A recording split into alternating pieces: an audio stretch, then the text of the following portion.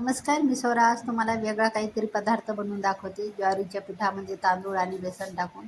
आणि हा पदार्थ तुम्ही लहान मुलांना डब्यावर सुद्धा देऊ शकता. जेवणामध्ये, नाश्त्यामध्ये हा पदार्थ बनवून पाहू शकता तुम्ही. आणि ते पहा किती सुंदर झालेला आहे आणि किती मस्त सॉफ्ट असा. डब्यावर तर लहान मुले अगदी आवडीनं खातील. करून बघा, काहीच वेळ लागत नाही. खूप कमी साहित्यामध्ये इथे वापर करते. आणि इथे बघा, ज्वारीचं पीठ घेतलेलं आहे. सव्वा वाटी किंवा दीड वाटी घ्या तुम्ही, तुम्हाला किती पाहिजे. सव्वा वाटी घेतलेला आहे. आणि त्याचप्रमाणे बघा, इथे एक कांदा घेतलेला आहे, बारीक चिरून घ्यायचा कांदा.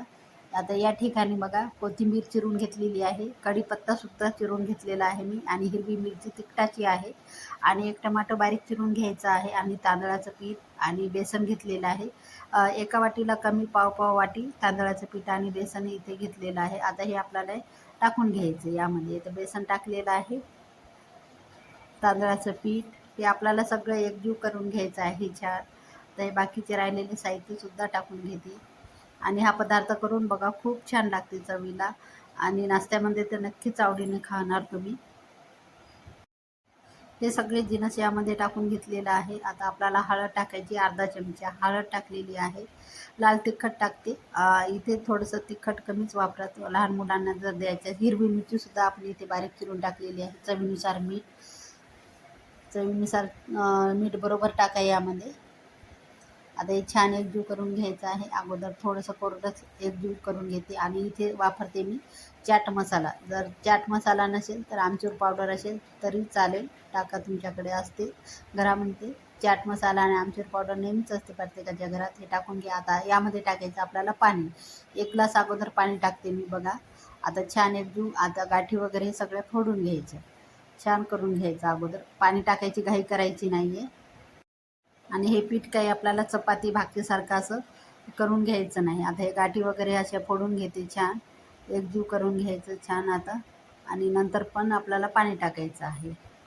आता बघा, आता हे असं ढवळून घेते मी छान. आता एक वेळेस अजून पाणी टाकायचं आहे. अर्धा ग्लास पाणी टाकलेलं आहे यामध्ये. चमच्याने छान मिसळून घ्यायचं.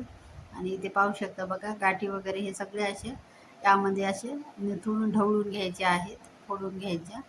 आता हे एका लेवलने असं फेटून घ्यायचं हे पीठ अगोदर. तर इथे पाहू शकता बघा. आणि इथे पहा, परत एक वेळेस टाकलेलं आहे पाणी मी. आता इथपर्यंत आपल्याला ठेवायचं आहे. जास्त पातळ पण नाही, जास्त घट पण नाही. आणि इथे पहा, अशा प्रकारे हे पीठ करून घ्यायचं आहे. आता मोठा चमचा घेते मी. हे छोटासा चमचा घ्या, मिसळायला खूप सोपं जाते. आणि ते गाठी पण चांगल्या अशा फुटल्या जातात. आता इथे बघा, पळीने मी असं हलवून घेते. इथपर्यंत असं हे करून घ्यायचं बेटर. आता मला 2 ग्लासला जवळजवळ पाणी लागलेलं आहे. थोडंसं ग्लासामध्ये बाकी आहे. इथे पहा, अशा प्रकारे थोडंसं खाली तळाला पाणी आहे. आणि एवढं असं बेटर छान करून घ्यायचं आहे. आता 1 ते 2 मिनटासाठी बाजूला ठेवून द्यायचं. आता पॅन घेतलेला आहे इथे मी. आता त्यावर असं तेल टाकून घ्यायचं अगोदर. आता मी तुम्हाला एक ट्रिक सांगते इथे, तेल कसं पसरून घ्यायचं वगैरे. आता बेटर साईडला ठेवलंच होतं मी. आता काय करायचं, हे कांदा अर्धा कापून घेतलेला आहे, आणि असं चाकूला लावायचं, आणि हे तेल पूर्ण फिरवून घ्यायचं.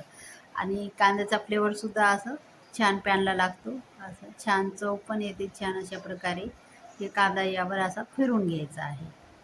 आणि पूर्ण तेल असं पॅनला लावून घ्यायचं या कांद्यानेच. अशा प्रकारे हे इथे ही ट्रिक वापरून बघा तुम्ही. अशा प्रकारे हे झालेलं आहे. आता त्यावर आपल्याला हे बेटर टाकून घ्यायचं आहे. आणि तवा जास्त असा कडक गरम करून घ्यायचा नाही.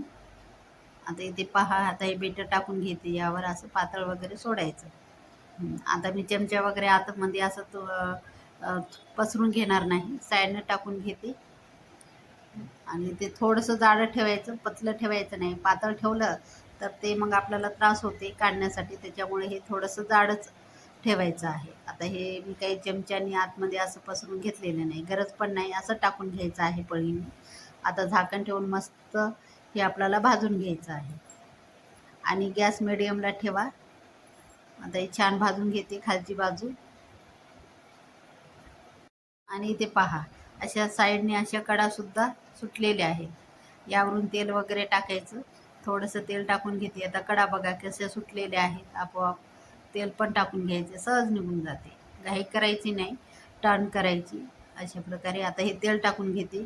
तुम्हाला अगोदर वरून टाकायचे टाकू शकता. आता मी टाकते. परत एक वेळ भाजून घेते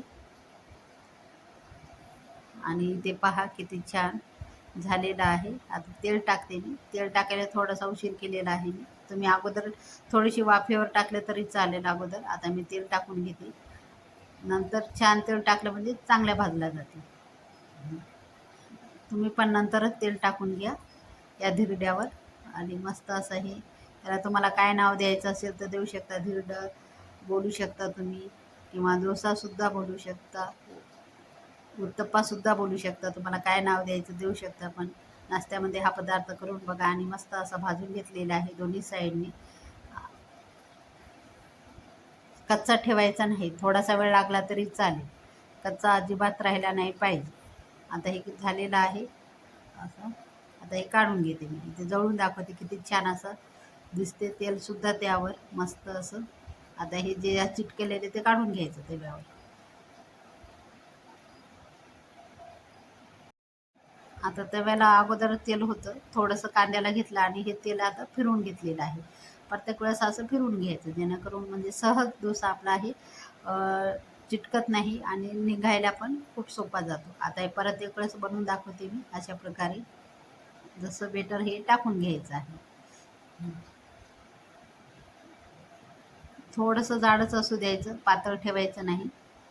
आणि ते पहा, तुम्हाला आतमध्ये असं चमचा फिरून थोडंसं गोल करायचं असेल तर करू शकता. आता परत एक वेळेस मी झाकण ठेवून छान भाजून घेते. अगोदर दाखवलं सांगितलं तशाच प्रमाणे.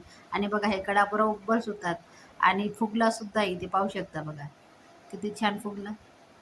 आणि बघा इथे अशा प्रकारे बघा. ची बाजू अशी ब्राऊनच होते, मस्त असे परतून घ्यायची छान.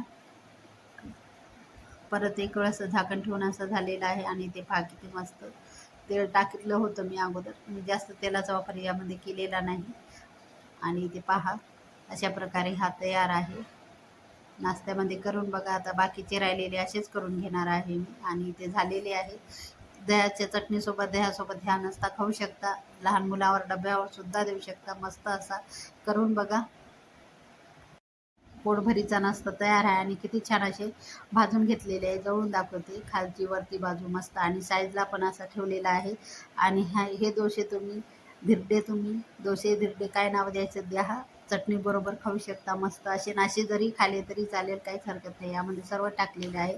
गरमागरम खायला घ्या. नक्कीच आवडले असेल तर लाईक करा, शेअर करा, कमेंट करा, सबस्क्राईब करायला विसरू नका चॅनलला नवीन असाल तर. भेटूया एका नवीन व्हिडिओमध्ये. तोपर्यंत धन्यवाद.